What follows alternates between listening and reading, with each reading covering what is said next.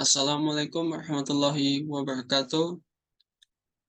Perkenalkan, nama saya Muhammad Iksan Firdaus. Sini saya akan sedikit mempresentasikan hasil jawaban saya dengan mata kuliah analisa berorientasi objek untuk memenuhi tugas 1 dan ujian tengah semester saya dengan kelas IT 402. Oke, itu selanjutnya di sini ada daftar isi. Yang pertama ada flowchart, analisa permasalahan, user recruitment, dan recruitment gathering. Yang keempat, gambar perencanaan sistem. Yang kelima, tabel penjelasan. Oke, di sini selanjutnya itu ada studi kasus. Di sini diilustrasikan pada sebuah klinik. Misalkan klinik X yang sistem administrasinya dan data rekam medik pasiennya masih bersifat manual. Nah, jika seorang pasien ingin berobat atau memeriksa kesehatannya kepada dokter di klinik tersebut, sebelumnya pasien harus mendaftar ulang dengan menyerahkan kartu pasien ke bagian administrasi.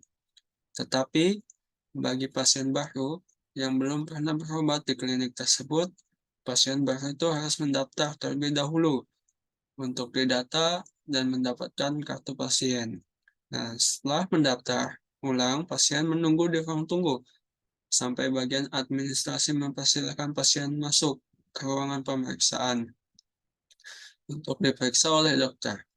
Dokter memeriksa pasien dan hasilnya ada sebuah diagnosa penyakit dan sebuah catatan resep yang berisi obat-obatan yang akan diberikan kepada pasien untuk menyembuhkan penyakit pasien tersebut. Nah, catatan dari dokter yang berisi diagnosa penyakit pasien dan catatan resep pasien itu nantinya akan disimpan oleh bagian administrasi dan akan dibedakan tiap pasiennya. Data-data pasien tersebut nantinya bisa digunakan untuk memeriksa lebih lanjut atau jika pasien yang sama sekali kembali berobat ke klinik itu. Nah, ini sebuah clue-nya. Sini saya membuat flowchart yang sederhana. Di sini dimulai dengan administrasi, pasien datang, lalu ke administrasi, lalu mendaftar. Jika pasien baru, maka mendaftar data pasien baru. Jika tidak, selanjutnya itu di pengecekan apa dia pasien lama, maka pasien lama tersebut akan mendaftar ulang dengan menunjukkan kartu pasien. Nah, selanjutnya jika sudah mendaftar, maka dilanjutkan dengan menunggu di ruang tunggu, menunggu panggilan. Oke, selanjutnya setelah menunggu mendapat panggilan, masuk ke ruangan pemeriksaan yang akan diperiksa oleh dokter. Setelah diperiksa oleh dokter, maka mendapat diagnosa dan catatan resep. Maka administrasi yang bertanggung jawab untuk menyimpan data tersebut. Oke, itu flowchart sederhana dari saya. Selanjutnya, sini analisa permasalahan. Sini analisa permasalahan administrasi klinik yang tidak terkomputerisasi. Klinik X masih menggunakan sistem administrasi yang tidak terkomputerisasi yang memperlambat proses, rawan terhadap kesalahan manusia, dan sulit untuk mengakses informasi pasien dengan cepat. Selanjutnya yaitu pengolahan data yang tidak efektif. Dalam sistem manual, pengolahan data pasien menjadi sulit dan tidak efektif. Informasi pasien tersebar di berbagai file fisik, menyebabkan kesulitan dalam mencari dan memperbarui data pasien. Selanjutnya, ketidakakuratan dan ketidakteraturan data. Nah, sistem manual rawan terhadap kesalahan entry data dan kehilangan dokumen. Hal ini dapat menyebabkan data tidak akurat dan tidak teratur, menyulitkan dalam memantau riwayat medis pasien. Untuk selanjutnya yaitu keterbatasan aksesibilitas. Nah, dalam sistem manual, aksesibilitas data pasien terbatas hanya pada lokasi fisik klinik. Ini membuat sulit untuk mengakses data pasien saat diperlukan, seperti saat dokter berada di luar klinik atau saat ada pertukaran informasi dengan pihak lain. Selanjutnya itu kurangnya pengingat dan pengolahan jadwal. Nah, pada sistem manual tidak menyediakan pengingat atau pengolahan jadwal yang efektif untuk mengkontrol pasien, mengakibatkan peningkatan risiko pasien terhambat atau melewatkan janji temu. Selanjutnya di sini ada user recruitment berdasarkan analisa masalah berikut. Ada beberapa user recruitment. Yang pertama, pada bagian pendaftaran pasien, sistem harus memungkinkan administrator untuk mendaftarkan pasien baru dan mengolah pendaftaran pasien lama dengan mudah dan cepat. Manajemen informasi pasien. Sistem harus menyediakan kemampuan untuk mengumpulkan, menyimpan, dan mengolah informasi pasien dengan aman dan struktur. Ini meliputi data personal, catatan medis, hasil tes, dan resep obat. Selanjutnya yaitu keterjangkauan informasi. Sistem harus memungkinkan keterjangkauan informasi pasien secara online, sehingga pengguna dalam kurung administrator dan dokter dapat dengan mudah mengakses informasi pasien dari mana saja dan kapan saja diperlukan. Untuk selanjutnya itu integrasi jadwal perawatan.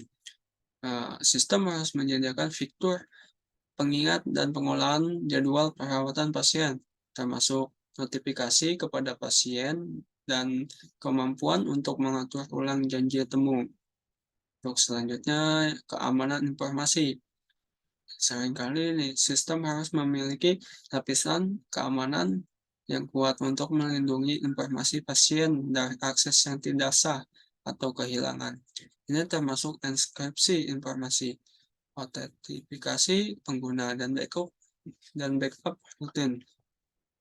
Untuk selanjutnya yaitu laporan dan analisis.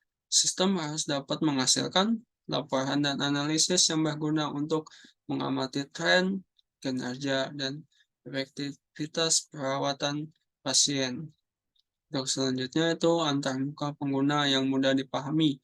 Sistem harus memiliki antarmuka pengguna yang mudah digunakan, intuitif, dan menampilkan informasi dengan cara teratur dan mudah dipahami. Untuk selanjutnya itu recruitment gathering. Ada beberapa. Yang pertama yaitu registrasi pasien. Platform harus memfasilitasi pendaftaran pasien secara cepat dan tepat. Data yang diharapkan diambil mencakup identitas pasien, catatan medis, dan rincian kontak. Untuk selanjutnya yang kedua yaitu penjadwalan dan manajemen janji. Sistem harus memfasilitasi penjadwalan pertemuan dengan mudah dengan mempertimbangkan ketersediaan dokter dan fasilitas. Selanjutnya itu pemberitahuan otomatis harus diberikan kepada pasien dan staf yang relevan mengenai janji yang telah dijadwalkan. Untuk yang ketiga yaitu pencatatan medis. Sistem perlu memperbolehkan dokter serta perawat mencatat data medis pasien dengan mudah dan tepat. Nah, fitur pencatatan medis wajib meliputi pencatatan penyakit, diagnosis, obat-obatan, tindakan medis, juga hasil pemeriksaan. Untuk yang keempat yaitu manajemen rekam medis. Sistem harus menyediakan manajemen data medis yang terpusat, di mana informasi pasien dapat diakses dengan cepat dan aman oleh pihak yang berhak. Selanjutnya itu informasi medis harus tersedia secara digital dan dapat dicetak jika diperlukan. Untuk yang kelima yaitu pengolahan obat dan kesediaan. Platform harus memungkinkan pengolahan inventaris obat dan material medis, termasuk pencatatan penerimaan, penggunaan, dan pembaruan stok. Pemberitahuan harus diberikan ketika persediaan obat mencapai ambang batas minimum untuk memastikan ketersediaan yang memadai. Selanjutnya, yang keenam yaitu tagihan dan pembayaran.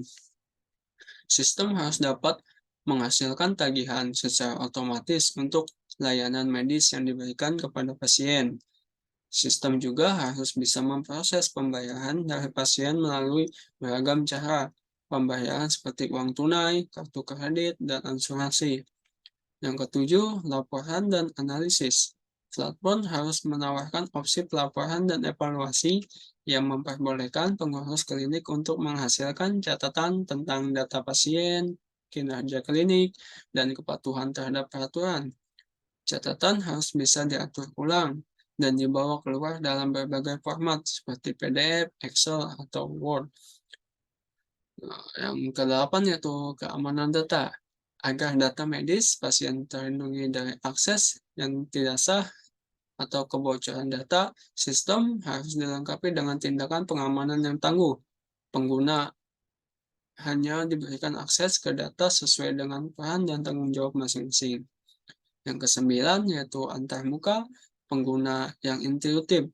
Sistem perlu mempunyai antarmuka pengguna yang user-friendly, mudah dimengerti, dan responsif. Pelatihan pengguna harus minimal dan pengguna baru harus dapat mengoperasikan sistem dengan cepat. Yang terakhir itu integrasi dengan sistem lain. Sistem perlu terhubung dengan sistem lain yang ada di klinik, seperti sistem pembayaran atau sistem laboratorium untuk pertukaran data yang lancar. Untuk selanjutnya, di sini ada gambar perencanaan sistem yang saya buat. Di sini ada aktor, administrator yang mempunyai tugas mengolah data pasien, mengolah jadwal dokter, mengolah rekam medis. Di sini ada aktor pasien yang mendaftar, lalu dia bisa mengakses jadwal dokter dan mengakses rekam medik pasien. Untuk selanjutnya di sini ada aktor dokter, ini bisa memiliki tugas melihat jadwal dan pasien mengisi rekam medik. Oke, sini ada tabel penjelasannya yaitu pengolah data pasien. Admin dapat melakukan operasi seperti menambah, mengubah, dan menghapus data pasien. Selanjutnya mengolah jadwal dokter. Admin dapat mengolah jadwal dokter termasuk penjadwalan dan perubahan jadwal. Selanjutnya ada pengolahan rekam medik.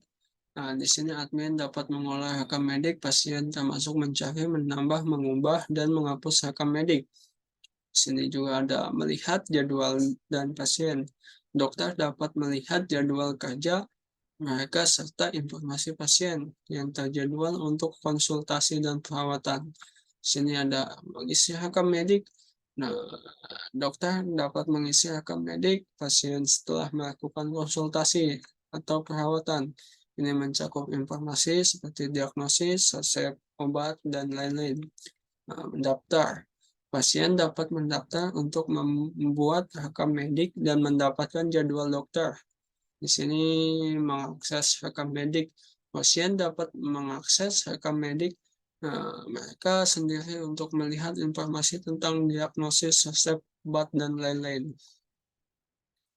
Oke, mungkin itu saja yang bisa saya sedikit jelaskan. Kurang lebihnya mohon dimaafkan. Wabillahi taufiq wal hidayah. Wassalamualaikum warahmatullahi wabarakatuh.